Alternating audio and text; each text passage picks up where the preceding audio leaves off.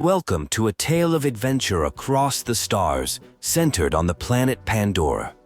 Despite being considered a wasteland of greed and violence, Pandora offers opportunities for those with skills. The story focuses on vault hunters who brave the Borderlands, searching for alien treasures that promise fame, wealth, and power. A vault hunter needs determination to seize victory from fate. This story follows a special band of new vault hunters who are responding to a call from Lilith, a siren and savior of Pandora. Lilith is recruiting a team to hunt for a map that leads to vaults throughout the galaxy, while dark forces threaten the Borderlands. A new vault hunter arrives on Pandora and meets Marcus. Lilith introduces herself as commander of the Crimson Raiders and explains that the bandits they fought are part of a cult hunting for the vault map. She intends to find it first and directs the vault hunter to meet her scout, the Head. The vault hunter meets Claptrap, who introduces himself as a general of the Crimson Raiders. The vault hunter reveals herself as Amara, the Tiger of Pardali. Claptrap explains that the Children of the Vault are a bandit cult with blind devotion to their leaders, and provides an echo device for communication.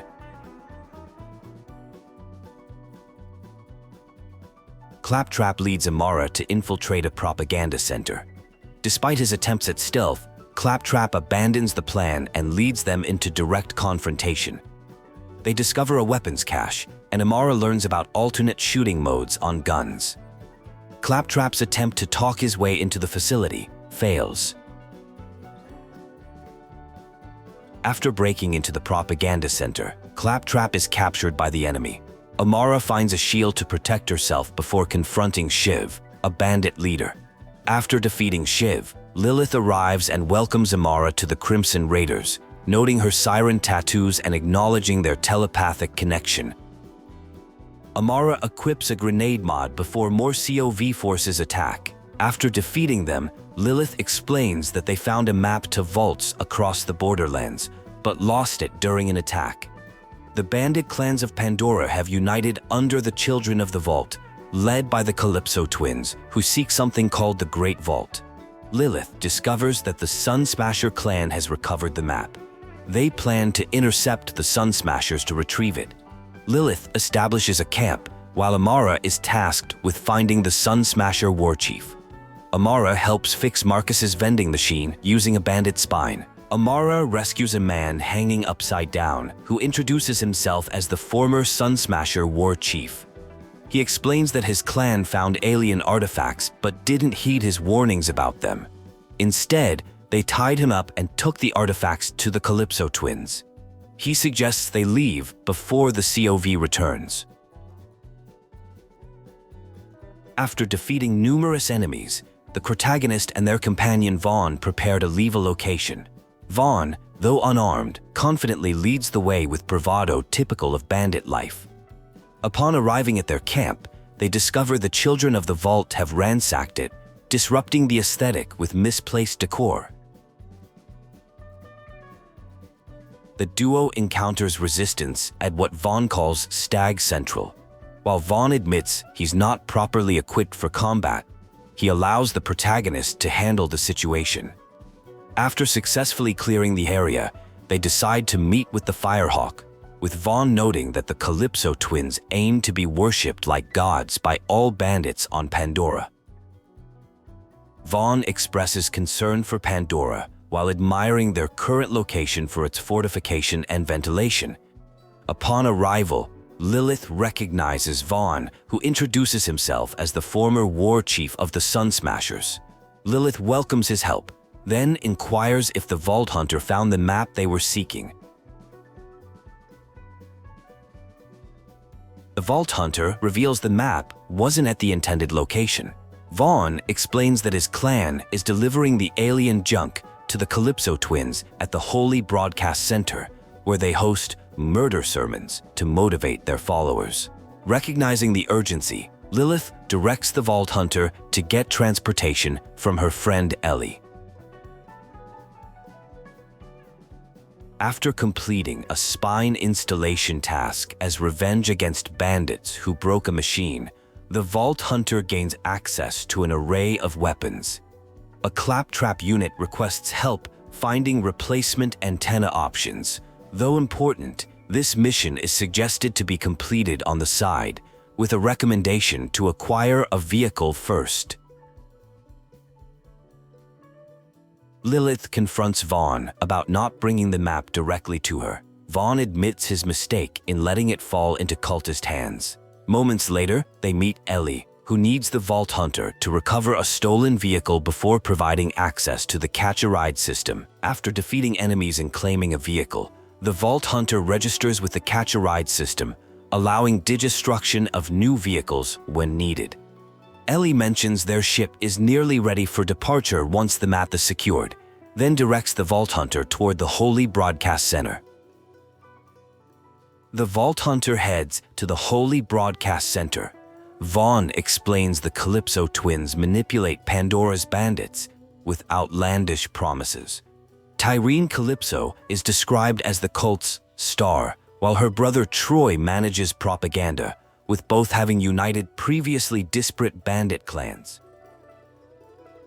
At the Holy Broadcast Center, a livestream begins featuring Tyreen Calypso, who welcomes new converts bringing the sacred vault map.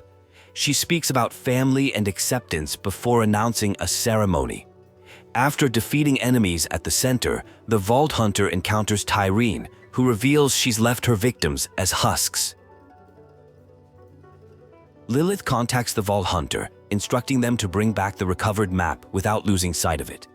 The Vault Hunter discovers a jar containing the head of Vic, Vaughn's deputy war chief, who is trapped in a virtual torture chamber. Vaughn requests help rescuing her from the VR construct. Additionally, he proposes replacing COV statues with his own image as an act of defiance against the cult. After confronting enemies, the Vault Hunter meets with Lilith, who examines the recovered map. She attempts to charge it, but discovers something is wrong with her abilities. She concludes they need the expertise of Patricia Tanis, the only person on Pandora who understands Eridian technology. The Vault Hunter is instructed to take a map to Tanis, who is at a dig site across the valley. Upon arrival, Tanis identifies herself and examines the complex alien artifact. She determines that Tyreen Calypso is a Siren who feeds on others' life force, using her cult as a food source. Tanis worries about the consequences if the Calypso twins reach the vaults first. The dig site is suddenly attacked by bandits led by Tyreen Calypso, who demands the map. When Tanis refuses, Tyreen orders her followers to attack. Lilith receives word of the attack and promises to come to their aid. The Vault Hunter successfully defends Tanis and the map from the attackers. After the battle, Tanis reveals she has partially repaired the map despite its significant damage. She can only identify one planet, Promethea, where Typh and Delian found the very first vault. Lilith decides they must reach that vault before the Kalypsos. She plans to take Tanis and the map to Ellie, who has been preparing a ship.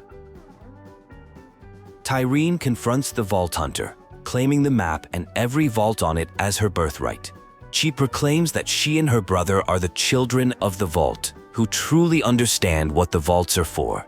Meanwhile, Lilith brings Tanis to Ellie, who has a ship almost ready for Promethea, but needs fuel and an astronaut chip. Ellie provides the Vault Hunter with a biofuel rig that converts bandits and skags into fuel. She explains this as her sustainable business venture using Pandora's most abundant resources. While gathering fuel, Troy Calypso broadcasts a message explaining how he and Tyreen were raised in isolation by their father and now lead the bandits, giving them a sense of purpose and belonging. After retrieving the astronaut chip and fueling the ship, the team prepares to depart for Promethea. However, they're ambushed by Tyreen and Troy. Tyreen reveals herself as a siren with the ability to leech power from any living thing. She demonstrates this by stealing Lilith's siren powers, leaving her powerless. Troy begins live streaming the encounter to their followers. Tyreen gloats over defeating the legendary Firehawk and announces their next destination as Promethea, where the path to the Great Vault has been revealed. The twins depart, leaving Lilith without her Siren abilities. The Crimson Raiders face an ambush while trying to escape. Despite difficulties with a damaged ship, they manage to get Lilith aboard. Though weakened, the team decides to pursue the Kalypsos to Promethea, determined to stop them from accessing the vault's power. Lilith names their ship Sanctuary as they prepare to depart. As the ship prepares to leave for Promethea, Claptrap impulsively activates the implosion drive, causing a hull breach. The ship suffers damage to its navigation and propulsion systems, leaving them temporarily stranded. The Vault Hunter helps the crew deal with various malfunctions, including rescuing Tanis from a thermal control system failure. While assisting on the ship, help is provided to Marcus, whose wares and firing range were damaged. As thanks, Marcus offers an SDU to increase carrying capacity. Shortly after, trapped crew members are discovered locked in by Claptrap, who admits to imprisoning them to ensure loyalty. Lilith reprimands him and forbids keeping slaves, while the rescued crew members express relief at being freed. A blown entropy accelerator is identified as a critical issue. After the cargo bay is vented, losing special equipment like the grapple grabber and jetpack, it's discovered that Earl has a spare part. However, Earl initially refuses to trade until iridium is obtained through Moxie's slot machines. After a successful trade with Earl, the entropy accelerator is installed, bringing the ship back online. The Calypso twins release propaganda footage featuring the Vault Hunter. Lilith ignores their taunts and directs the ship to Promethea. Upon arrival, they discover a Maliwan fleet already in orbit, suggesting competition for the vault. A distress call from Atlas is detected, indicating they need assistance against Maliwan forces. Ellie prepares a drop pod with a fast travel unit to send the Vault Hunter to the planet's surface. After a rough landing on Promethea, the Vault Hunter meets Lorelei, an Atlas soldier fighting bandits with Maliwan weapons. Lorelei explains that Atlas is at war with Maliwan, and now bandits following the Kalypsos are appearing throughout the city. Learning the Vault Hunter seeks the vault, Lorelei offers to introduce them to Rhys, the CEO of Atlas, who might have information about it.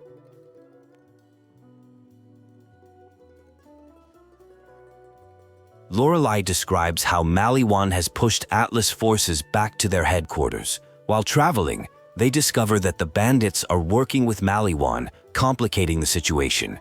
Upon reaching a safe location with Lorelei's team, they learn communications with Atlas HQ are being jammed by Maliwan. A nearby Atlas base with a direct line to Rhys becomes their next objective. Maliwan forces attack the tunnels where civilians are sheltering. After defeating them, Lorelei and the Vault Hunter proceed to Watershed Base, defeating the Maliwan troops occupying it. They establish communication with Rhys, the CEO of Atlas, who appears sporting what he calls a siege mustache. Initially excited about reinforcements, Rhys is disappointed to learn the Crimson Raiders consist of just one Vault Hunter. Though Lorelei assures him they're exceptionally skilled, a situation unfolds where Kadagawa has allied with the Kalypsos. The protagonist arrives at an opportune moment, as Rhys mentions his top agent preparing to strike Maliwan's strategic gigamine facility. If enemies are pursuing vaults, that's where vital intelligence will be found. Rhys instructs the protagonist to meet with his agent while he reclaims the base and secures more of the city. Before departing, the protagonist receives a cyclone vehicle that's fast and light, perfect for navigating city streets. It's loaded into the Catch Rad profile for future summoning from any terminal. Rhys mentions his agent is a loner with exceptional combat skills, suggesting the protagonist and the agent will get along well. The Kalypsos discuss their corporate sponsorship with Maliwan. They've provided Maliwan followers as screaming war meat in exchange for high-tech weapons. The arrangement involves Maliwan taking the planet and Atlas, while the Kalypsos get the vault. A weapons depot presents a valuable target, although it's protected by an impenetrable security force field. The protagonist meets Zero, a former Crimson Raider described as cryptic but deadly.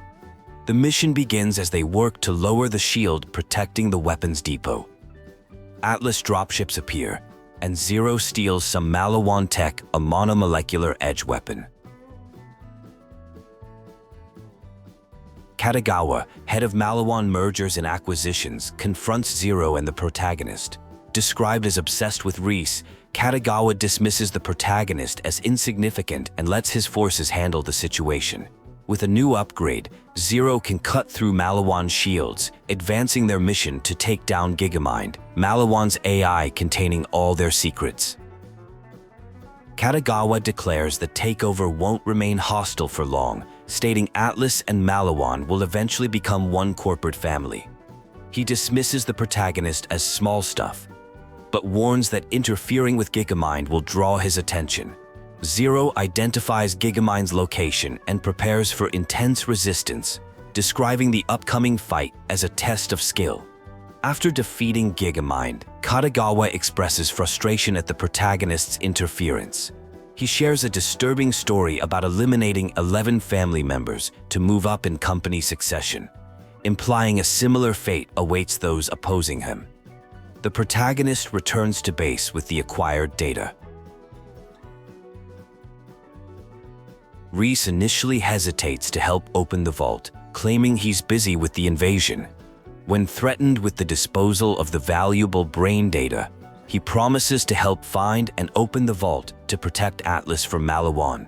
The data reveals Maliwan's troop movements, supply lines, and vault key fragment locations, including one on a planet called Athenas.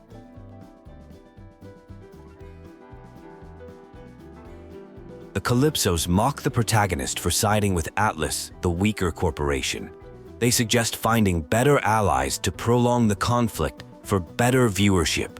Meanwhile, new mission opportunities arise to restore civilization to the war-torn city, starting with securing coffee supplies. The team prepares to head to Athenas to meet Maya, a powerful Siren described as badass. Communications with Maya reveal Maliwan is already attacking the monastery on Athenas. Maya knows the location of the vault key fragment, which is sealed inside an Eridian anchor hole that the monastery was built around. Upon arrival at Athenas, the protagonist reunites with Maya, who returned from Pandora to protect the monastery. Oppressor Trant leads Maliwan's forces, attempting to capture Athenas. Maya mentions needing iridium to access the anchor hold by amplifying her siren powers and suggests grave robbing to acquire it. Maya checks on her apprentice, Ava, who claims to be guarding the library as instructed, but appears to be elsewhere. Maya explains she took Ava as an apprentice to help her survive. After successfully defending the area, Maya directs the protagonist to the cemetery where iridium is hidden, suspecting Ava is already there. The conversation begins with an excited exchange about being a vault hunter. Someone expresses boredom about guarding a library and staring at water for hours, then suggests looting a graveyard. The group is interrupted by Captain Tranche announcing that monks are in the spooky graveyard, ordering them to be wiped out before looting. The group attempts to open a tomb to find iridium, which monks reportedly place with the dead as afterlife currency. They encounter resistance from statue polishers who are fighting back despite supposedly being Zen. Someone threatens to reduce their meditation planet to rubble if they don't stop the rebellion. The group battles wretched creatures who apparently ate the iridium they were seeking. They discuss blasting open a tomb to retrieve a fragment from the anchor hold. Maya instructs Ava to protect the grain storerooms while the Vault Hunter handles Maliwan forces. Maya explains that Ava was a stowaway who tried to steal her book, and instead of punishing her, Maya decided to train her as an apprentice. When Maya confronts Ava about stealing her book again, Ava reluctantly returns it, making excuses about finding it in a bird's nest.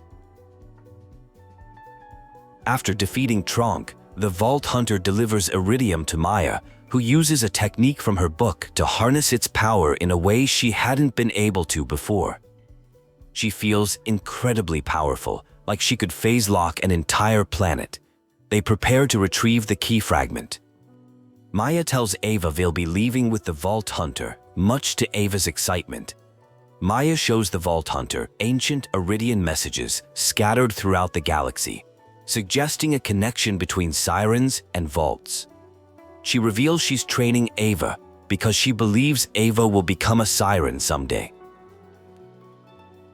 There's discussion about Athenas having more sirens than anywhere else in the galaxy, possibly because sirens are drawn to the place. A story is shared about a monk offering payment for bringing another siren, which was refused. The Vault Hunter acquires a key fragment. Someone explains that the acquired item isn't a complete vault key, noting that Eridians split keys into fragments for unknown reasons. The Pandora vault key required 3 pieces. The Vault Hunter is instructed to return to Lilith, as she and Maya have catching up to do. Maya reports to Lilith about her siren apprentice, mentioning Ava will become a siren someday. They discuss Maliwan's invasion of Athenas and how the Kalypsos seem to know more about the vaults than anyone. The Kalypsos are pursuing something called the Great Vault. Rhys contacts Lilith, explaining that Kadagawa has an asteroid-mounted laser aimed at Atlas HQ, threatening to slice him in half unless he surrenders. Zero reports the laser is powered by a vault key fragment. Lilith agrees to help, and the Vault Hunter is sent to assist Rhys. Rhys proposes a plan to fly to the orbital platform using a cloaked Atlas ship to disable the laser before Kadagawa notices. The plan is interrupted when Kadagawa destroys Rhys's ship and demands Atlas's surrender. Rhys refuses to hand over his company to that corporate asshat. Rhys develops a new plan to steal a Maliwan shuttle using Atlas's state-of-the-art remote hacking device called a Viper Drive. The Vault Hunter is instructed to find a Maliwan shuttle and install the Viper Drive in its console. The hack succeeds, giving them access to the shuttle. The team has landed at what appears to be a Death Sphere facility. They are warned about the low-gravity conditions that might require some adaptation.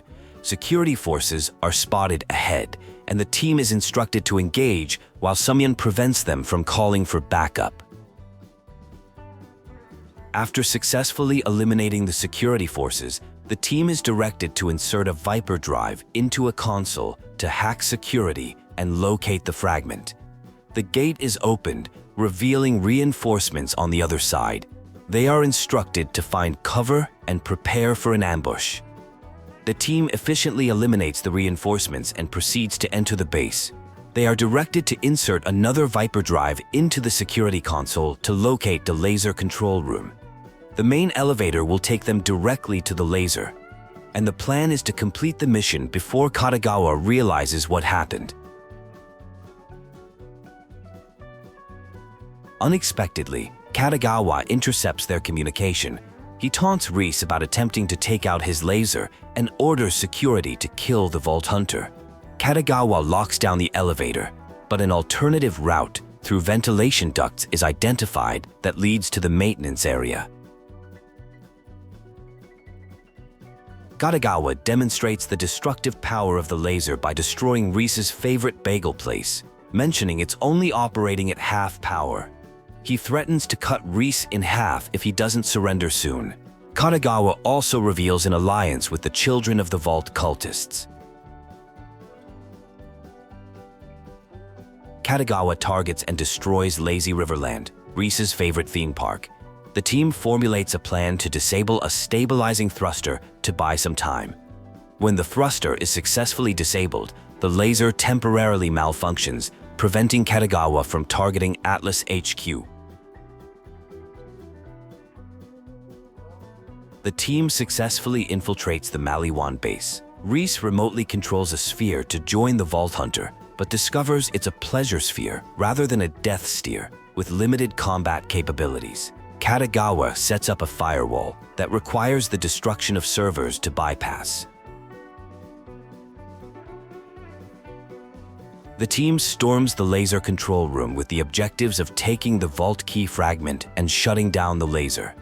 Rhys, still controlling the pleasure sphere, begins hacking the laser while security forces attack. The plan is to target Kadagawa's pleasure yacht, the Zenara. Despite Kadagawa's pleas, Rhys successfully redirects the laser to target the Zenara.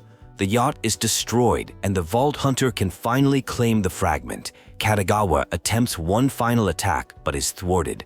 This marks the acquisition of the second piece of the vault key.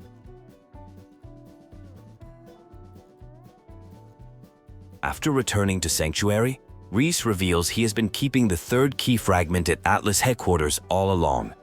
He admits to conducting experiments with it, explaining that key fragments are worth billions and the research benefits could keep Atlas profitable for decades. A discussion about taste tests is taking place, with someone mentioning they've already completed something. Despite someone having licked whatever item is being discussed, it's still desired. There's a mention of sour apples and an invitation to Atlas with a VIP entrance courtesy of Zero. Kadagawa has been quiet since his ship was destroyed, likely sulking somewhere luxurious. A self-proclaimed superfan interrupts the conversation, mentioning poor echo encryption and revealing they had a conversation with Kadagawa before giving him a push. The superfan found a vault key, gave it to Atlas for money, and claims to be Typhon de Leon, the first Vault Hunter. Rhys notices someone has arrived and attempts to get Zero to open the door. When Zero doesn't respond, Rhys mentions he'll have to do it himself. He invites the visitor to his office aquarium to receive a key fragment while he looks for the missing Zero. Liam is instructed to allow the Vault Hunter access as they are a VIP with all access privileges. Rhys welcomes the visitor to Atlas, explaining how he rebuilt the place from foundations when it was just glass sand and bankruptcy filings. Kadagawa threatens to burn Atlas from the inside. Rhys dismisses his threats, noting that Kadagawa can't hold the city, lost the key fragment, and is losing grip on reality. Suddenly, the Defense Command Center is attacked, and Rhys calls for troops while wondering about Zero's whereabouts. There's concern that Zero killed everyone, but Rhys insists Zero's loyalty isn't questionable and must have a good reason for his absence. The focus shifts to expelling Maliwan forces. Turrets need rebooting, but their fields must be deactivated first. Despite struggling to hold out, defenses are coming back online. Maliwan forces are scaling the walls. Their command ship is positioned over the rear courtyard, and taking it down would end the assault. Despite losing turrets, creative tactics allow for a successful counterattack, resulting in the destruction of the command ship and saving Atlas. With Atlas safe, Rhys now needs to find Zero. Kadagawa plays mind games, suggesting Zero will find Rhys. Zero appears but attempts to kill Rhys, revealing himself as a traitor. Kadagawa explains that he wanted to make Atlas a Maliwan subsidiary and partner with Rhys, but after being rejected, now sees Rhys as competition rather than potential family. A fight ensues between Kadagawa and Rhys. The real Zero appears and defeats Kadagawa, explaining his absence was necessary to maintain his cover. Rhys thanks the Vault Hunter for saving his company and defeating Kadagawa, then asks for an opinion on his mustache before providing the promised vault key fragment. Various characters interact with the Vault Hunter back on Sanctuary. The third and final vault key fragment has been secured. Rhys reveals the vault is hidden beneath a Apollyon transit station, which old Atlas Corporation paved over.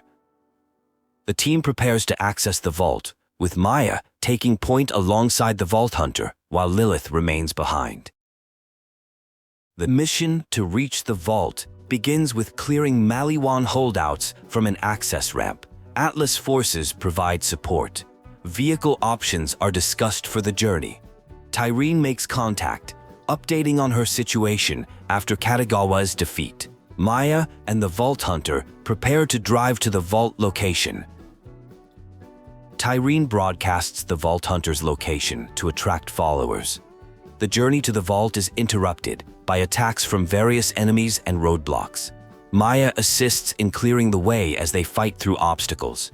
They discover Calypso followers have already arrived at the city, but Maya reassures that they have the key.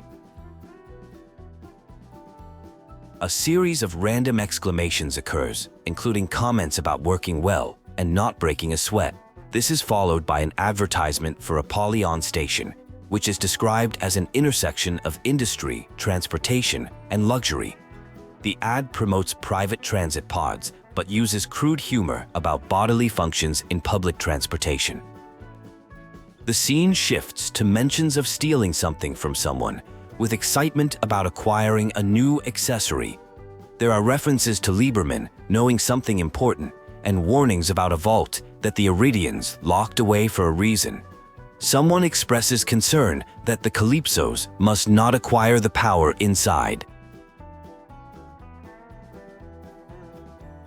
A character expresses frustration about waiting for aliens to rise up and declares intent to fight them with fists of righteous human fury. The conversation shifts to mention of guardians that protect vaults, with a warning that they won't be happy about intruders. There's a recollection of searching for vaults on Promethea for Atlas Corporation. Characters approach another vault, expressing amazement at seeing one again. They discuss people living above without knowing a vault was beneath them. There's preparation to fight a creature sealed inside that has been sleeping for millennia and will be angered upon awakening. A key is placed in a pedestal to open the vault entrance. A battle occurs, apparently against the Vault Guardian, which ends in victory. Characters celebrate the accomplishment. Ava appears, having disobeyed orders to stay on the ship. Maya scolds her apprentice for running into danger, explaining that being a vault hunter requires more than rushing headfirst into perilous situations. A character enters the vault to claim their reward. Inside, they find an ancient device. Communication comes through from someone testing a new device based on Lilith's powers, since regular echo communication cannot penetrate the vault. They discover the vault is connected by an energy conduit to a second vault on Eden 6. Maya and Ava have a disagreement about Ava being left behind. Maya had promised Ava could become a vault hunter, but insists she isn't ready yet. Their argument is interrupted by the arrival of Troy and Tyreen Calypso, who thank them for doing the hard work of opening the vault. The Kalypsos reveal that the monsters don't protect the power of the vaults, but actually contain it. Tyreen begins absorbing this power. Ava confronts them and is captured. Maya intervenes to protect Ava, threatening the Kalypsos. In the standoff, Troy unexpectedly demonstrates the ability to drain Maya's Siren powers, killing her in the process. Following Maya's death, the survivors are told to return to the ship. Lilith struggles to address the crew about Maya's death, eventually acknowledging she was family, while insisting they must continue their mission to open the vaults. Ava angrily confronts Lilith, blaming her leadership for Maya's death and demanding they hunt down the Kalypsos. A character consoles the Vault Hunter, acknowledging the difficulty of war while encouraging them to keep fighting to make Maya proud. Maya's possession is given to the Vault Hunter. The Kalypsos send a taunting transmission showing off their newly acquired powers from Maya. using her abilities for trivial purposes. Lilith characterizes the Kalypsos as monsters who care about nothing, making them extremely dangerous. The team learns that Sir Hammerlock has been kidnapped by COV zealots on Eden 6. Wainwright Jacobs calls for help as he's under attack. The Vault Hunter is directed to meet Wainwright and investigate the situation on Eden 6. Various crew members request help with minor tasks. A character reminds the Vault Hunter that they're the only ones who can take on the COV. Wainwright explains that he and survivors are trapped in his family lodge with dwindling supplies. He reveals the COV murdered his father for refusing to surrender their vault. The town of Reliance is described as formerly home to Jacob's finest gunsmiths and central to logging operations before the COV takeover. Wainwright vows to fight as long as he can hold a Jacob shotgun. The final message comes from a Calypso, mocking the Vault Hunter for persisting despite their friend's death. A Vault Hunter arrives at a crucial moment, saving Wainwright Jacobs from COV zealots.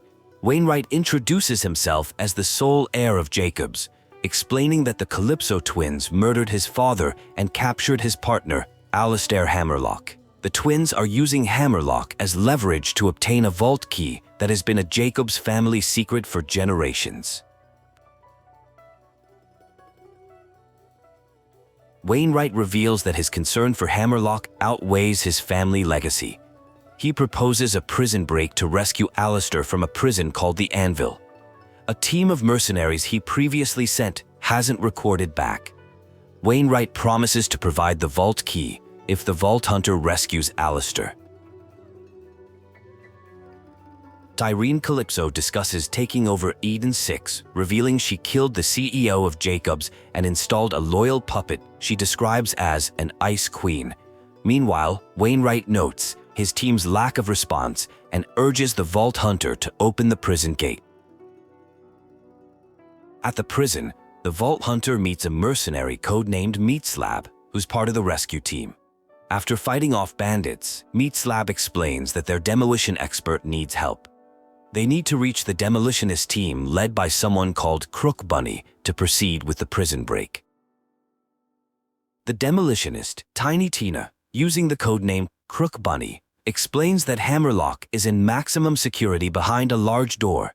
Bandits stole her bomb components, so she asks the Vault Hunter to gather ingredients including wires, onion strings, and nitroglycerin sauce to build a bomb disguised as a pizza. Once all bomb components are collected, Tina assembles the pizza bomb. The Vault Hunter delivers and detonates it at the door, allowing access to Hammerlock's cell. After fighting through more enemies, they free Hammerlock while the mercenary team departs. Hammerlock reveals his own sister, Aurelia, traded him to the Calypso twins in exchange for the Jacobs Corporation, explaining she's always despised him. He finds a letter he wrote to Wainwright while imprisoned, expressing his love and expecting death. Aurelia Hammerlock contacts the Vault Hunter, expressing disappointment about her brother's rescue and offering payment to leave Eden 6. She invites the Vault Hunter to Jacob's Manor to negotiate, mentioning her new wealth to taunt Alistair.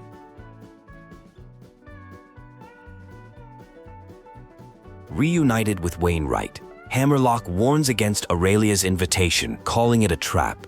Wainwright proposes using the invitation as a distraction while he searches for the vault key in the manor. Hammerlock describes Aurelia as wealthy but with a bandit's heart, having found her true family in the Kalypsos. Wainwright Jacobs is infiltrating his ancestral manor through an underground passage. He plans to search the cabaret and theater wing, specifically a hidden study beneath the stage, for clues to the vault key, while the Vault Hunter distracts Aurelia Hammerlock. Wainwright expresses bitter resentment at seeing Aurelia occupying his family home, noting that his family's portraits were discarded without respect. Aurelia welcomes the Vault Hunter into the manor with sinister hospitality, asking them to wait in the dining hall to discuss payment. Meanwhile, Troy Calypso reveals himself to the Vault Hunter, showing off newly acquired Siren powers. He boasts that with this power, he can pull stars from the sky, and expresses frustration at being secondary to Tyreen. As Troy attacks, Wainwright interrupts, urging the Vault Hunter to search the cabaret while he distracts Troy.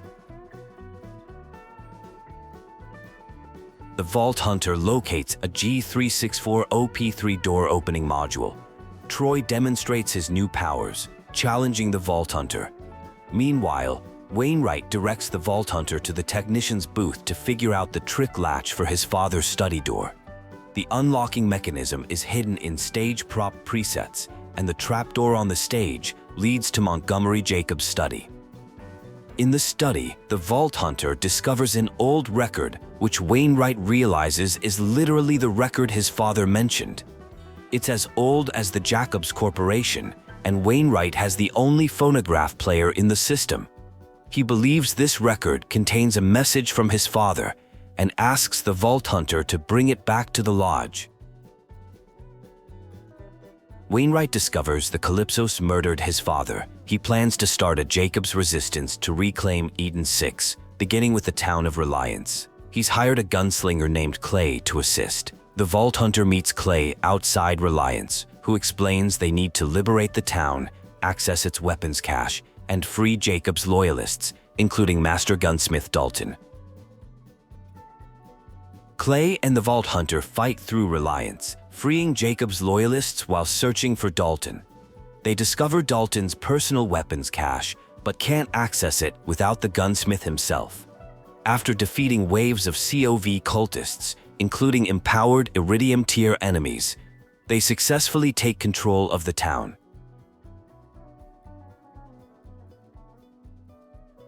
With Reliance secured, Clay reveals Dalton is being held in an island prison called Fort Sunshine.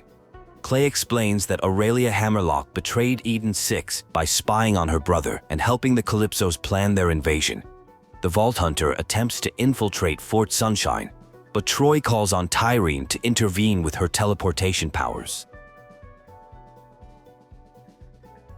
Unable to enter Fort Sunshine directly, Clay suggests using a nearby crane.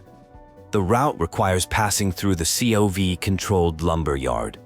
As the Vault Hunter proceeds, Troy shares his background, revealing that he and Tyreen were kept isolated by their father after Tyreen accidentally killed their mother with her leeching powers. They eventually left for Pandora, where Troy realized that a freak with an echo stream could become a star. In a moment of philosophical reflection about the necessity of taking lives to save others, a mission to rescue Dalton the gunsmith reaches its conclusion.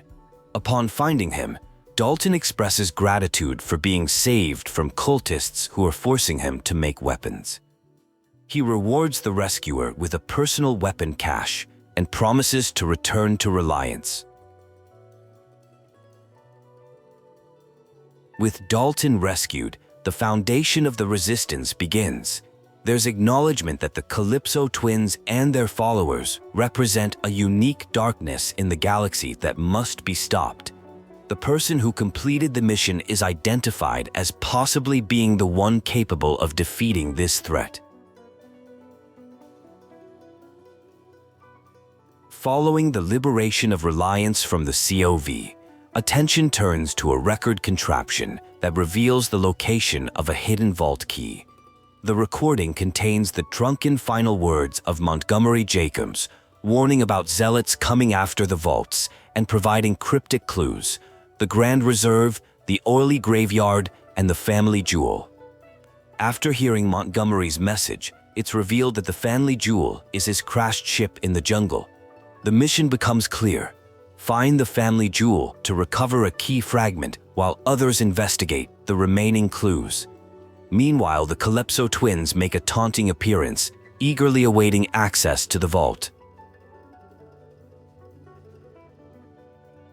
The search for the family jewel leads to meeting Balex, the ship's navigator who's been trapped inside a stuffed toy. After being rescued from a dinosaur, Balex agrees to help locate the crashed ship. He explains that the family jewel crashed following a disagreement with the combat pilot, Genevieve. Upon reaching the crashed ship, Balex helps gain entry through an emergency hatch. Inside, Genevieve, the ship's combat AI, reveals she plans to deliver the key fragment to someone named Eridians in exchange for a dreadnought. Balex and his companion decide to retrieve the fragment before she can. Navigating through the ship proves challenging as Genevieve locks doors and antagonizes Balex. The solution comes by installing Balex into a medical bot, giving him mobility. As they advance toward the security hold containing the key fragment, Genevieve continues sabotaging their progress.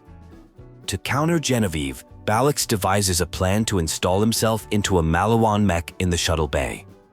After an awkward installation that leaves him dangling from the mech, he attempts to use it against Genevieve, but ultimately crashes. The confrontation moves to the bridge, where a final showdown with Genevieve occurs. After defeating Genevieve and acquiring the first fragment of Eden 6's vault key, the team heads to Sanctuary. However, Genevieve has survived and infiltrated the ship's systems, locking the crew inside and threatening to deliver both the fragment and ship to someone named Aurelia. With the ship now drifting into an asteroid field and Genevieve controlling the computer systems, Balex volunteers to be plugged directly into the system to confront Genevieve digitally. A final confrontation in cyberspace ensues, with the fate of the ship and key fragment hanging in the balance. The protagonist successfully captures Genevieve by forcing her into a hard drive. The lockdown is turned off, and instructions are given to place her somewhere harmless like a broken toilet. The key fragment needs to be delivered, and there's now a plan to open the vault without giving the Kalypsos what they want. Tanis is researching how to destroy the vault monster before Tyreen can absorb its power. After saving the ship, it's revealed that Sanctuary now has a voice. Clay has found a lead on the next fragment and requests a meeting. Clay explains that his former smuggling crew, the Rogues, infiltrated the COV and found the key fragment. They've gone deep undercover and can't be contacted. He provides a special device called Rogue Sight to track them down. The Calypso twins discuss their next steps after successfully killing the Siren. They're planning a murder hole for their followers to decide their next atrocity. They mention the Great Vault and their impending godhood. The journey continues to Amber Mire, a swamp filled with abandoned oil rigs. Clay explains this is where the rogue base is located and contact needs to be made with his crew leader, Archimedes. Clay shares his history with Archimedes, running smuggling operations against corporations until Clay was caught during a heist against Montgomery Jacobs. Instead of imprisonment, he was offered a job with Jacobs Corporation. Clay reluctantly admires the Calypso twins' ability to amass followers without payment, unlike corporations that treat people poorly. Upon arriving at the rogue base, it's eerily dark and requires investigation. Inside the base, several rogues are found dead, including Cassie, described as their best smuggler. Archimedes is also confirmed dead when his ID is discovered. A security console reveals the rogues were attacked after discovering the fragment. Security footage shows someone ambushed the rogues and stole the fragment. Clay introduces a special loot tracker that can find lost cargo across the planet, but it requires security IDs from the remaining rogue agents to activate. With most rogue IDs taken by the killer, the mission shifts to finding the surviving agents. Agent D, a master of disguise and traps, is the first target. Before reaching him, Troy Calypso attempts to lure the Vault Hunter into a filmed death trap. Agent D is found alive and helps defeat the surrounding enemies before providing his ID. Clay then directs attention to Quietfoot, a hunter who's been gathering intel on the COV through listening devices. Quietfoot's recordings reveal that one of the rogues turned traitor, working with Aurelia Hammerlock, who offered the Eden 7 system in exchange for the key fragment. Upon arrival at Quietfoot's location, it's discovered he's been set as a trap. After defeating the ambush at Quietfoot's position and retrieving his ID, the final target is Domino, described as the best sharpshooter in the Edens. He's found monitoring COV ships involved in organ trafficking operations. Domino requests help repairing a ship scanner to track Cove organ trafficking vessels. After defending against attackers and completing repairs, Domino provides his ID and stays behind to continue fighting the Cove. With all IDs collected, it's time to return to Rogue's Hollow to activate the loot tracker. This sophisticated device will lead directly to both the fragment and the traitor who stole it. A character describes digitizing a jabber creature to prevent it from making messes. They instruct someone to follow the jabber using language learned from a scholarly victim. Despite being betrayed by an ally, they express enjoyment at returning to fieldwork, even if vicariously. They observe the jabber's combat abilities with admiration, suggesting an army of such creatures could be powerful. A jabber indicates a fragment is nearby. As they approach, someone named Archimedes, previously thought dead, challenges them. It's revealed Archimedes faked his death and betrayed the rogues, having been promised wealth by Aurelia and becoming anointed through Troy Calypso of the Children of the Vault. The Vault Hunter is instructed to eliminate the traitor. After obtaining the fragment, Clay invites the Vault Hunter to join the rogues. Clay reveals he refused Aurelia's bribe to betray Wainwright and explains his loyalty stems from Montgomery Jacobs being like a father to him, who was murdered by the Calypso twins with Aurelia's help. Clay offers his assistance for future confrontations. News arrives that the third fragment is located under the Harpy's snout. Tanis insists on joining at the vault, despite Lilith's concerns, explaining that her presence is necessary to prevent the Kalypsos from feeding on the vault monster. Tanis also addresses tensions between Lilith and Ava, reminding Ava that Troy Calypso, not Lilith, killed Maya. Lilith confirms Wainwright knows the final key fragment's location. The team prepares to pursue the vault, ready to confront the Kalypsos if necessary. Wainwright reveals the fragment is in the Jacobs powder cellar, hidden by his father in a barrel of Grand Reserve black powder before the Kalypsos arrived. Clay knows a secret entrance. Alistair hopes to convince his sister Aurelia to surrender peacefully, believing family bonds can be repaired. Clay leads the Vault Hunter through a secret tunnel behind a waterfall, explaining its connection to Montgomery Jacobs and expressing confidence in Wainwright's potential leadership of the Jacobs Corporation. The team navigates the powder cellar while Wainwright and Alistair reach the delivery controls. They attempt to solve a complex puzzle to retrieve the barrel containing the fragment. After several failed attempts involving cryptic clues, they successfully identify the Grand Reserve barrel containing the key fragment. Aurelia discovers Wainwright and Alistair.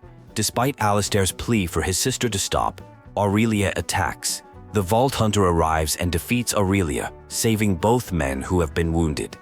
Wainwright instructs the Vault Hunter to solve statue-based riddles in the gardens to reveal the vault entrance. Tanis promises to join the Vault Hunter with the rest of the vault key once the path is cleared. The Vault Hunter begins solving riddles related to statues of Jacob family members, learning about their unusual deaths. Singleton Talbot Jacobs was shot while examining a robber's rifle. Maddox was extremely paranoid, and Wharton suffered a fatal accident after slipping on his over-polished floors. A humorous tale about an injury to the Vault Hunter's grandfather is shared, followed by praise for solving riddles. Instructions are given to head back to the terrace where a switch will reveal the entrance to the vault. Wainwright acknowledges the Vault Hunter's adventurous spirit, expressing gratitude for helping return the Jacobs Corporation to its rightful ownership. The Vault Hunter is directed to head to the vault where Wainwright will meet them. Upon arrival, they're asked to provide the fragment with urgency. Wainwright plans to assemble the vault key and eliminate the vault monster before the Kalypsos arrive. A monster appears inside the vault, setting up for a confrontation. After dealing with the monster, Tanis attempts to use experimental technology.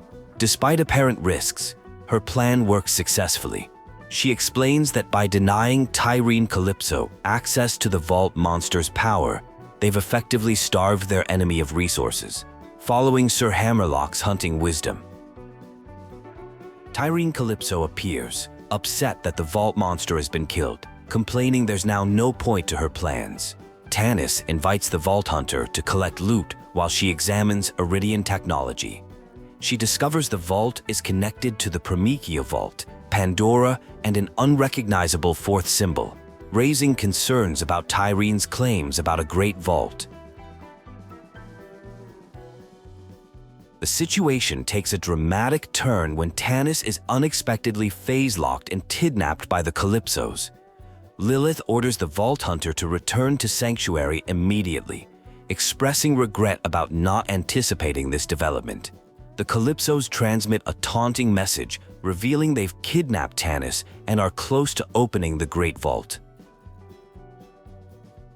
The Kalypsos announce they need vast quantities of iridium to charge a massive key for the Great Vault. They reveal that their followers voted for Tanis to be their next murder victim for entertainment. They mention their festival called Carnivora, where Tanis will be killed for the entertainment of their fans. Lilith vows to save Tanis, who risked everything to prevent Tyreen from accessing the Vault Monster. The Vault Hunter is sent to find Vaughn at an old Crimson Raiders outpost called Roland's Rest in Devil's Razor on Pandora. Vaughn has been monitoring COV movements and should have information on Carnivora. Tanis manages to send a message confirming she's still alive but scheduled for torture and public execution. She mentions having some tricks, but fears using them would only change her method of death. The Vault Hunter must break through COV territory to reach Devil's Razor. Troy and Tyreen Calypso taunt the Vault Hunter about their previous victories, including defeating the Firehawk and killing Maya, whom they mockingly claim to forget. They boast about kidnapping Tanis and the impending end of the Crimson Raiders before departing. Vaughn welcomes the Vault Hunter to Roland's Rest and explains that Carnivora is a giant festival run by streamers called Pain and Terror. It features public executions requested by fans of the Kalypsos. Vaughn offers help getting to Carnivora in the Splinterlands, but warns that entry might be difficult. Tanis reports that cultists are delivering iridium while eagerly anticipating her execution. The Vault Hunter reaches the Splinterlands, where Vaughn explains that Carnivora moves around Pandora, setting up wherever there are enough followers to fill the venue. Entry to Carnivora is exclusive, requiring a special vehicle as an offering. After an initial rejection at Carnivora's entrance, Vaughn suggests stealing Big Donnie's golden car from a nearby chop shop. The Vault Hunter defeats Big Donnie before he can melt down the car, takes his cape, and secures the golden vehicle to gain entry to the festival. Tanis sends an update, hearing Sawblade's spinner and contemplating the mechanics of how they might aerosolize human blood. The golden car works as entry to Carnivora, and Vaughn returns to protect Roland's Rest. Lilith warns that Carnivora has begun broadcasting and the sacrifice is imminent. The Carnivora broadcast begins with hosts announcing the Agonizer 9000 is ready for a special live stream. Tanis is shown admiring the elaborate murder device while making analytical observations about its construction. The hosts present opening acts featuring the Blister Sisters being attacked by fire-breathing spider ants. As the broadcast approaches the main event featuring Tanis, the stream unexpectedly cuts off. The hosts blame technical difficulties and notice the Vault Hunter's arrival, describing them as a late entry. The Vault Hunter pursues Carnivora, which is revealed to be a massive tank with Tanis still aboard. An urgent situation has developed with the Agonizer 9000 malfunctioning. Engineers are being summoned to fix it immediately. A Vault Hunter is running out of time while someone claims the vaults belong to them. The antagonist threatens sacrifice despite the protagonist's attempts to stop them. They reflect on their unfinished work, including incomplete experiments and undiscovered artifacts, particularly lamenting never finding the Eridian homeworld. The Agonizer 9000 is unleashed as a formidable weapon against the Vault Thief. Various attacks follow, including the Mega Blaster and Eridian-based weaponry, turning the confrontation into a challenging battle. In the midst of combat, someone referred to as Cherub appears to have questions that need answering. A revelation occurs. Someone is actually a Siren with phase-shifting abilities that allow them to manipulate machines and anything with electrical current. This power enables them to speak telepathically and charge vault keys. This was meant to be kept secret, but circumstances forced the truth into the open. After being rescued, the Siren will return to Sanctuary. Lilith requests a meeting on the bridge. Despite the successful rescue of Tanis, hierarchy still matters. On the bridge, gratitude is expressed for Tanis's rescue. It's revealed that being a Siren puts a target on one's back, explaining the secrecy. More urgently, the Kalypsos have amassed huge amounts of iridium, potentially to open the Great Vault. The existence of the Great Vault is discussed, along with concerns about the incredible power of the creature within. The Kalypsos, already dangerous, would become even more threatening if they obtain that power. Intelligence indicates they're storing iridium offerings at their stronghold. Lilith decides to strike there, instructing the Vault Hunter to rally raiders at Roland's Rest. A counterattack is launched as the Kalypso send in Raiden, anointed as the Ravager, against Roland's Rest. Despite the initial threat, the location remains secure. Plans are made to launch an assault on the Kalypso's stronghold. Crimson Raiders prepare for battle, but their attack is met with unexpected turret fire, forcing a retreat to Roland's Rest. The turrets prevent reaching the Kalypso stronghold. Tanis suggests using her phase shift to disable them, but needs her iridium amplifier from a secret lab beneath an old doll mine. Vaughn, guided by a ghost in his head, leads the way to the mine entrance. The search for Tanis's amplifier involves navigating through blocked passages and using a minecart named Kate. The iridium amplifier is located and prepared for transport with Vaughn's assistance. After loading it onto a vehicle, they face attacks from COV forces and turrets during the journey back to Roland's Rest. Despite obstacles and damage to their vehicle, they successfully deliver the amplifier. With the amplifier in place and forces ready, preparations to move against the Kalypsos are interrupted by their transmission. In a shocking revelation, the Kalypsos reveal the moon is actually the key to the Great Vault. Using iridium and a captured Siren's powers, they plan to charge Elbis to open the Great Vault and leech the monster inside to become gods. A plan forms to stop Troy from opening the Great Vault. Tanis will disable the turrets, while the Vault Hunter leads a ground assault. Ava volunteers to back up the Vault Hunter. Before the mission, various allies offer encouragement and supplies.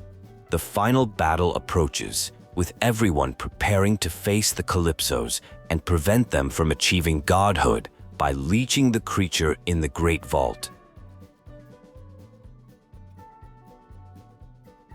As the final confrontation approaches, the Vault Hunter receives encouragement and weaponry from allies. The Crimson Raiders are gathering for the ultimate battle against the Calypso twins. Wainwright and Hammerlock offer a special weapon, while others remind them of what's at stake. Everyone is preparing for the big finale, ready to take down the COV and the Kalypsos once and for all. The stage is set at Roland's Rest, where Vaughn and Tanis await. The assault on the stronghold begins with Tanis gaining powerful Siren abilities. She flies and takes control of enemy turrets, turning them to the Crimson Raiders' side. The battle intensifies as Tyreen and Troy continue to harness incredible power. Troy is charging the moon Elpis, drawing energy through conduits. The Vault Hunter must disable these power sources, while the twins taunt them through broadcasts, urging their followers to attack. Tanis realizes Troy is drawing power through statues and instructs the Vault Hunter to cut off his iridium supply. As the battle continues, it becomes clear that Troy is leeching power from his own sister Tyreen to continue charging the moon.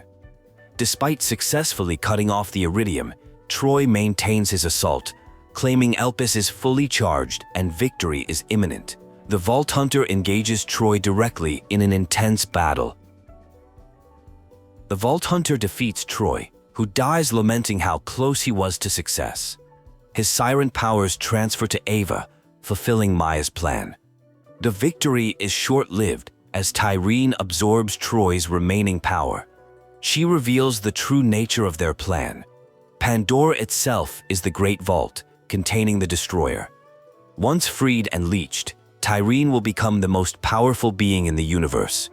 The moon begins opening the Great Vault. After narrowly escaping Tyreen, the Vault Hunter acquires an Eridian analyzer from a vault. This device translates Eridian language, revealing a message from an ancient being named Nereid, who imprisoned the Destroyer. All signs point to Necrodefeo, the legendary Eridian homeworld where Typhon de Leon disappeared decades ago. If he knows how to save Pandora, they must find him immediately. The Crimson Raiders arrive at Necrodefeo, the Eridian homeworld. The Vault Hunter navigates past dead Maliwan troops and local creatures to reach Typhon de Leon's hideout. They're greeted by his robotic attendants, Grouse and Sparrow, who lead them to Typhon himself. The legendary first Vault Hunter rewards them with custom weapons powered by Iridium, then insists on showing them something important that could save the universe from the impending catastrophe. Typhon de Leon is escorting the Vault Hunter to a machine, explaining that Pandora is actually a planet-sized vault called the Great Vault. The Eridians imprisoned a dangerous interdimensional monster called the Destroyer inside, sacrificing their civilization to lock it away. Behind a door is an ancient Eridian machine with vault-powered technology that locked away the Destroyer and can do it again with 4 vault keys. The Vault Hunter already has 3 keys from Promethea, Eden 6, and Pandora. There's one last key needed, and Typhon knows its location, though retrieving it won't be easy. Maliwan has established numerous bases between their current position and the vault. Typhon originally tried to keep Necrodefeo's existence secret, but now must reveal it. The key is hidden near the vault, accessible via a bridge. Typhon plans to check in with the Vault Hunter's people while they proceed toward the bridge. The Vault Hunter encounters General Daniel Trott, who seeks revenge for his brother Samuel's death on Athenas. Trott sends waves of troops against the Vault Hunter. Meanwhile, Typhon reveals he's been marooned on this planet for decades after crash landing during his honeymoon with his wife Lida. He survived by being smart and sneaky, stealing Maliwan technology and eavesdropping on their communications. After the Vault Hunter defeats General Trott, they continue toward the vault where the key is hidden. Typhon remains at the machine to guard the other keys. When asked about discovering Necrodefeo, Typhon explains he came here with his wife Leda for their honeymoon. They crash-landed due to Typhon putting the ship on autopilot during an intimate moment. Despite the crashed ship, they were happy here and opened a vault together.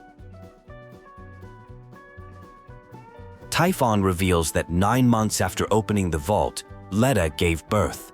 They were a happy family until Leda died, leaving Typhon to raise their children alone. He entertained them with stories of his adventures, including tales of the Great Vault, which he now regrets sharing.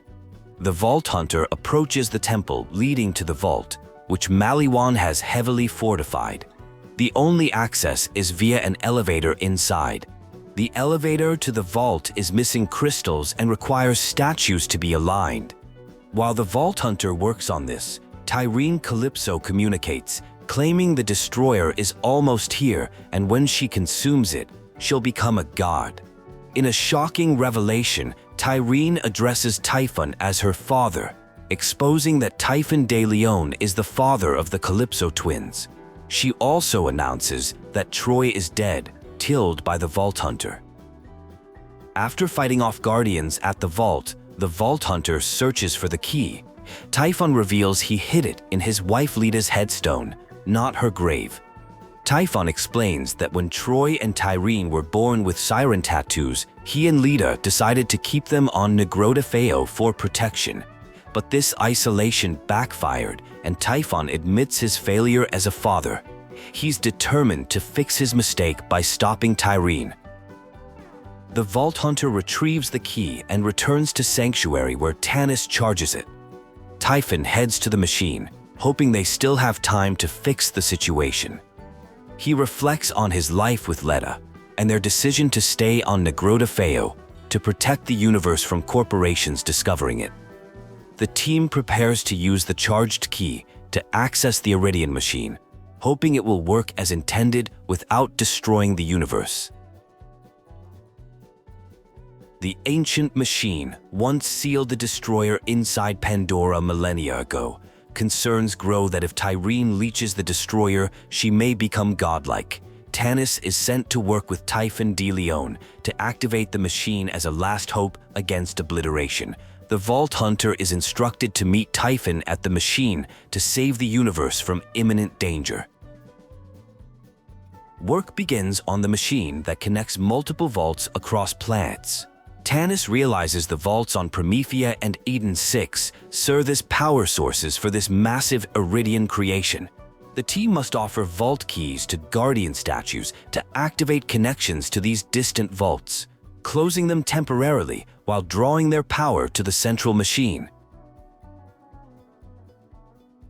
The team travels through the ancient structure, offering vault keys to statues representing different planets.